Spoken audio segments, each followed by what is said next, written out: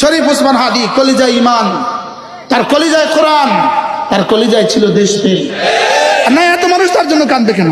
হইতে পারে হত্যার ষড়যন্ত্রের মধ্যে আমাদের নামও চলে আসছে, হইতে পারে তালিকায় চলে আসছে।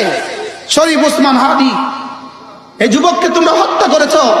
এই যুবককে হত্যা করে তোমরা, যুবক চেয়েছিল শুধুই ঢাকা ৮ আসনের এমপি হইতে। রব্বে কারিম তার 3টা প্রয়োজনে, 3টা কারণে। তার কলিজায় ঈমান ছিল, তার বুকে কোরআন ছিল, সে হাফেজে কোরআন ছিল। সে কি ছিল? আমার একদম স্পষ্ট দলিল, সে হাফেজে কোরআন ছিল। গত পরশু আমার ঢাকা যেখানে বয়ান ছিল, ওই মসজিদের ইমাম, সাবার কি মসজিদ বলে এটা, কি সাবার মডেল মসজিদ, ওই মসজিদের ইমাম শরীফ হাদির বন্ধু, তারা একসাথে দাখিল আলেম পাস করেছে। ওই ইমাম আমাকে বললেন, হুজুর শরীফ হাদি হাফেজে কোরআন ছিল।